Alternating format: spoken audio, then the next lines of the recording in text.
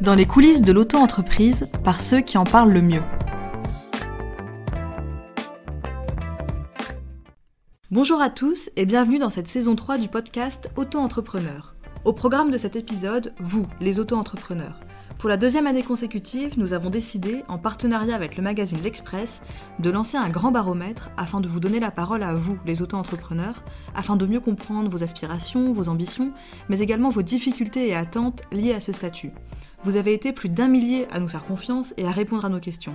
Et quoi de mieux pour décortiquer vos réponses que d'inviter Arnaud Edus, directeur général du portail Auto-entrepreneur. Saison 3, épisode 2, c'est parti!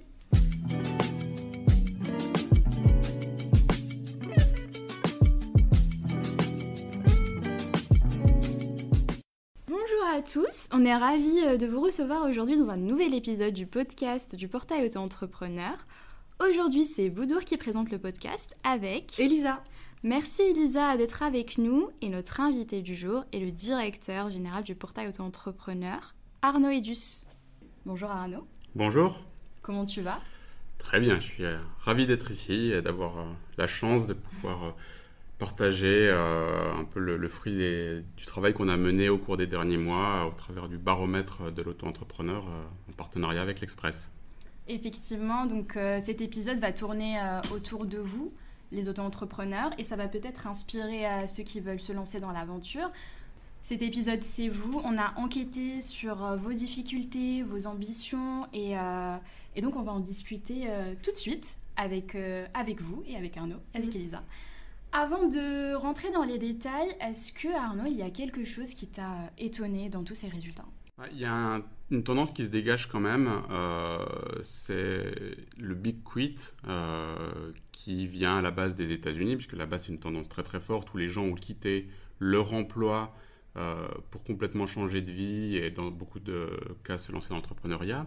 C'est une tendance qu'on constate également en France et qui est visible dans notre baromètre, dans une moindre mesure que ce qu'on peut voir aux États-Unis, mais malgré tout, il y a 41% des gens qui ont répondu à notre baromètre et qui disent avoir fait sauter le pas de l'entrepreneuriat en venant d'une profession salariée et donc avoir abandonné leur job salarié pour se lancer dans l'entrepreneuriat.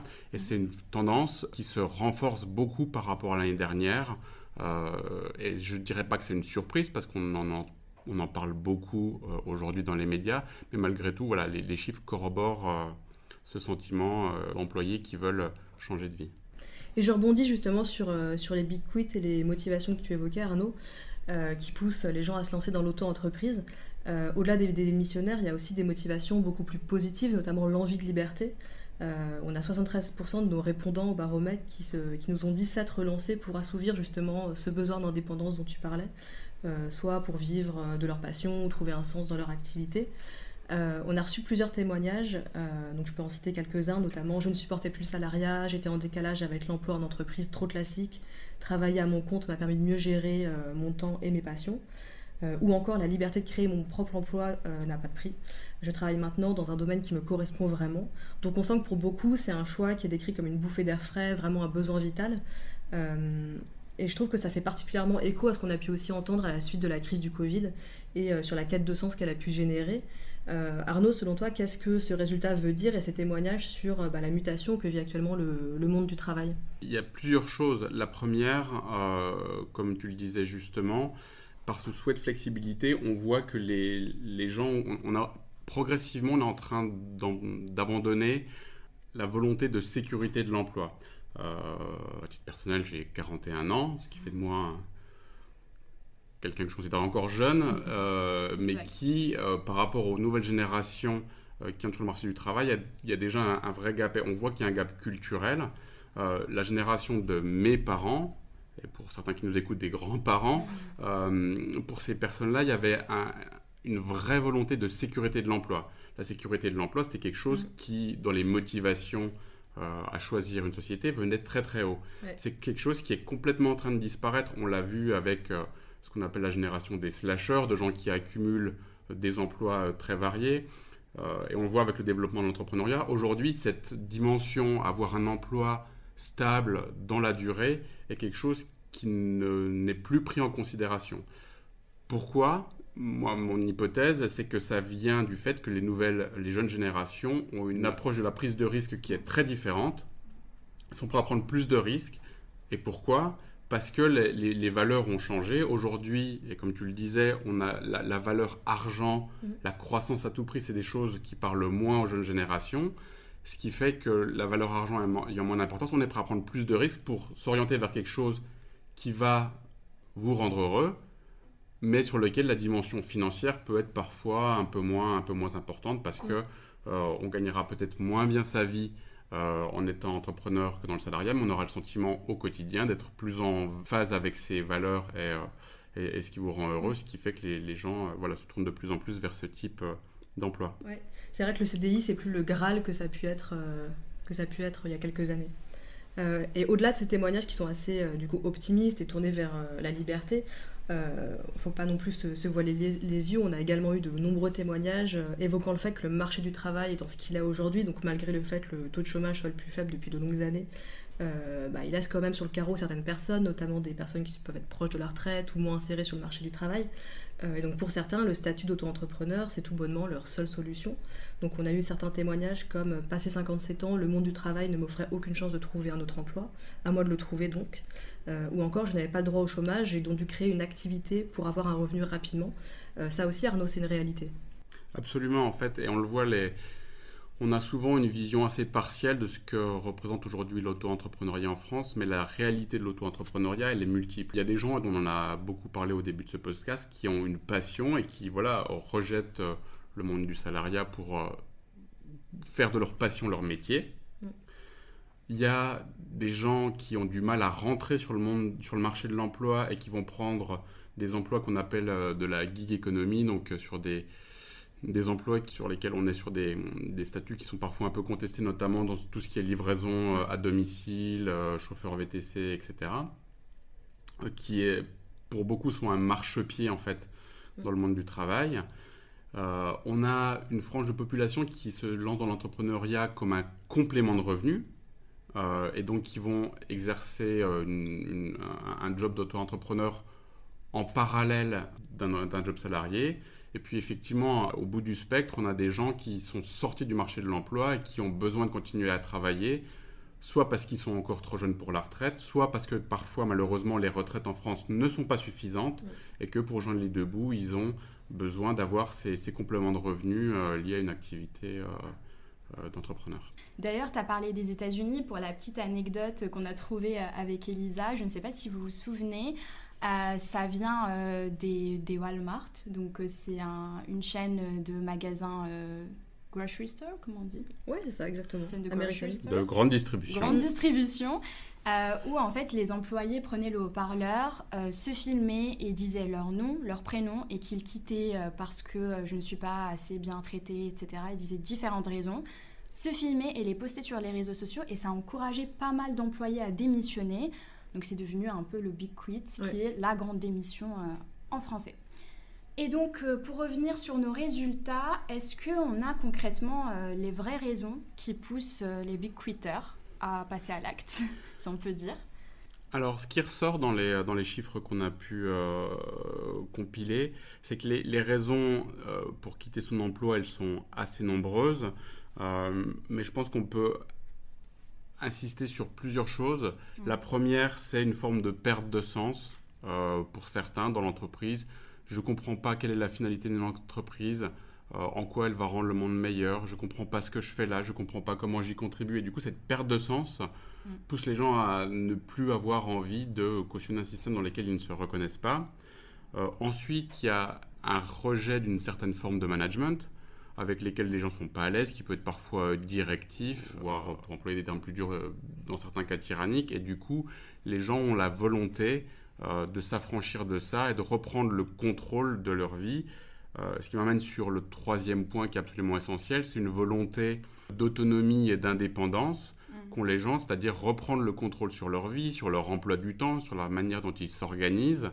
Tout ça mis bout à bout a poussé beaucoup de gens justement à vouloir battre de leurs propres ailes et donc à se tourner notamment vers l'auto-entrepreneuriat. Au-delà des motivations, les auto-entrepreneurs aujourd'hui, ils ont également des revendications. Et dans le baromètre, on a interrogé les auto-entrepreneurs sur les mesures qu'ils aimeraient voir en place et celles qui arrivent en tête, et sans surprise l'amélioration du système de retraite. On sait qu'aujourd'hui le gouvernement se penche sur la réforme des retraites justement. Est-ce qu'on peut espérer du mieux pour les auto-entrepreneurs à ce niveau-là selon toi ? Oui, alors tu dis sans surprise, très honnêtement pour moi ça a été une petite surprise. Ça fait maintenant 4 ans que je dirige Portail Auto-Entrepreneur et dans les revendications qu'on entend depuis de nombreuses années, les sujets tournaient plus autour de l'assurance chômage et de la baisse des cotisations. Ce sujet des retraites, il est en train de prendre de la force, peut-être aussi parce que c'est un sujet d'actualité dont on parle beaucoup et qui par conséquent est très présent dans l'esprit des auto-entrepreneurs parce qu'ils regardent la télé, écoutent la radio et du coup voient que c'est un sujet qui est important. Donc oui, pour moi une semi-surprise et effectivement c'est un sujet qui est essentiel parce qu'à date la couverture effectivement sociale des auto-entrepreneurs est assez différente de celle des salariés et c'est une dimension qui est parfois négligée quand les gens passent le pas du salariat et donc se dirigent vers l'entrepreneuriat. Ils regardent souvent ce qu'ils vont être capables de gagner directement par leurs revenus, mais effectivement on ne voit pas dans la durée quels peuvent être les impacts. Et effectivement, la retraite est le plus frappant, sachant que là, évidemment, c'est un sujet qui est en haut de l'agenda du gouvernement et qui est extrêmement compliqué parce que pour les indépendants, il y a quand même un gros sujet de financement. Les indépendants cotisent moins que des salariés. Du coup, la manière dont le financement se fera dans la durée doit être travaillée. Et en deuxième position des mesures demandées par les auto-entrepreneurs, on retrouve le besoin d'aide au lancement et le besoin d'accompagnement. On sait qu'il est parfois compliqué de s'y retrouver parmi toutes les aides qui existent, de connaître son éligibilité, etc. Et c'est pourquoi d'ailleurs chez Portail Auto-Entrepreneur, on essaie de communiquer au mieux là-dessus, notamment à travers notre rubrique Académie disponible sur notre site. Une des solutions aussi pour accompagner les auto-entrepreneurs, ça pourrait être aussi un coup de pouce au démarrage, avec l'aide des banques par exemple, qui pourraient peut-être mieux appréhender cette situation. Qu'est-ce que tu en penses, Arnaud ? Est-ce qu'il y a aussi peut-être des aides au démarrage qui peuvent être mises en place ? Alors, sur le sujet des aides au démarrage, moi, ce que je pense, c'est que déjà, le plus important, c'est que les gens soient bien formés et bien accompagnés quand ils se lancent. Au-delà de l'aspect financier, il y a beaucoup de métiers aujourd'hui sur lesquels on peut se lancer avec finalement très peu de fonds, et c'est pour ça aussi que l'auto-entrepreneuriat fonctionne bien en France. Là où le bas blesse souvent, c'est que les gens, comme on l'a dit précédemment, ils ont un savoir-faire, une passion, pas nécessairement le bagage technique et le savoir-faire administratif en management pour bien gérer leur entreprise quand elle se lance. Et je pense que là où les gens ont le plus besoin d'aide, c'est justement à se former à gérer une entreprise, parce que quand on est, j'en sais rien, par exemple plombier, et qu'on est un as dans la maîtrise du geste de plomberie, ça ne fait pas de soi nécessairement un bon gestionnaire. Mais aujourd'hui, voilà, être auto-entrepreneur, c'est avant tout être gestionnaire d'une société. C'est, à mon avis, là où les gens ont le plus besoin d'être accompagnés. C'est aussi notre rôle chez Portail et notre raison d'être, c'est de les aider à réussir dans le cadre de leur lancement. Et je pense qu'aujourd'hui, c'est là où le bas blesse le plus. Après, effectivement, il y a un sujet au niveau des banques qui sont souvent assez frileuses à prêter. Mais une fois encore, ça revient sur le point que j'évoquais précédemment. Je pense que si on arrive bien préparé avec une idée claire sur ce qu'on veut faire, comment on veut le faire, comment on peut le faire, les banques sont en général plus à l'écoute. Et donc, je pense qu'un projet qui réussit, c'est un projet qui a été bien préparé. Et là-dessus, chez Portail, on est évidemment là pour aider les gens à y arriver.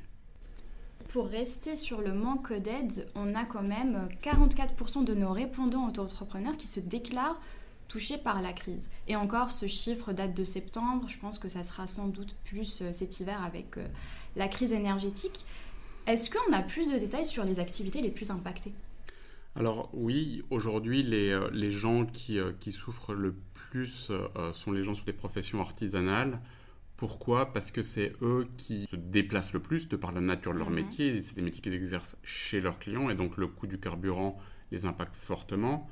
Ensuite, ils sont également impactés par la hausse du coût des matières premières qui est très très significative sur certains types de matières premières. Et ça les impacte fortement parce que quand on est artisan et qu'on vient de se lancer, souvent on a du mal à répercuter les hausses de prix sur ses clients. On se dit oui, mais bon, le client, je m'étais engagé à lui faire les choses pour tel ou tel prix, je sais qu'il a des moyens limités.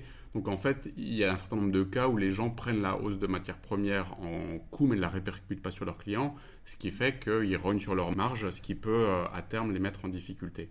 Donc les plus impactés sont les artisans, les commerçants un peu moins. Ils le sont dans la mesure où aujourd'hui il y a quand même une contraction des dépenses en France, il y a quand même un certain nombre de dépenses non contraintes sur lesquelles on voit que les gens commencent à rogner un peu sur leur budget et du coup ça impacte les commerçants. Et aujourd'hui la frange de nos clients qui est la moins impactée sont les gens libéraux, donc qui font de la prestation de services et sur lesquels on n'a pas noté de difficultés majeures. Évidemment, quand on regarde au cas par cas, il y a toujours des gens qui peuvent souffrir plus que d'autres, mais ce n'est pas de tendance lourde en tout cas. Merci beaucoup Arnaud pour tous ces détails. Sachez que s'il y a de nouvelles aides ou des nouveautés concernant le micro-entrepreneuriat, on vous met tout sur nos réseaux sociaux, donc suivez-nous. Et d'ailleurs, on discute avec quelques auto-entrepreneurs, par exemple sur Instagram, et on a remarqué que la crise pouvait peser sur leur morale. Est-ce que cet aspect se reflète aussi dans les résultats du baromètre ? Assez curieusement, pas tant que ça. Il y a aujourd'hui, dans les chiffres qui ressortent de notre baromètre, un moral des auto-entrepreneurs qui est plutôt bon. On voit des gens qui sont optimistes, qui se projettent dans l'avenir. Il y a quand même une très vaste majorité des déclarants qui disent vouloir continuer de développer leur micro-entreprise, ce qui tranche assez fortement avec l'appréciation qu'ils font de l'état de la France, c'est-à-dire qu'ils sont, pour la plupart, assez optimistes pour eux-mêmes, mais assez pessimistes sur la direction que prend l'économie française, mais ce qui est très encourageant, parce que ça veut dire qu'il y a une vraie résilience des auto-entrepreneurs et qu'il y a une volonté d'aller de l'avant qui est évidemment très prometteuse pour eux. Et c'est une bonne nouvelle pour nos micro-entrepreneurs. Là, j'ai une question qui intéresse beaucoup nos auditeurs, notamment ceux qui pensent à se lancer dans la micro-entreprise.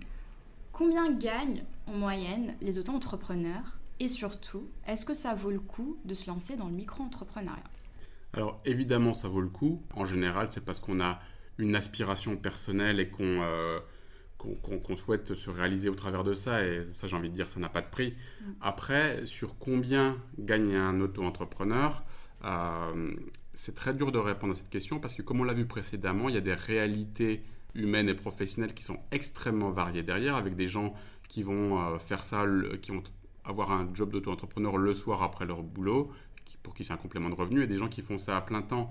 Donc on a des gens qui vont gagner 5 à 10 000 euros par an en complément de revenu. On a d'autres qui, après 1-2 ans d'activité, dépassent les plafonds de la micro-entreprise et donc vont créer une société parce que leur activité a bien marché et que le format de la micro-entreprise est devenu trop étroit pour eux. On a des très belles success stories en la matière, donc très dur de tracer des moyennes avec des populations aussi diverses. Je pense que ce qui est important, c'est que chacun, quand il se lance, il trouve ce qu'il est venu y chercher, et que ce soit la volonté de s'épanouir ou des revenus.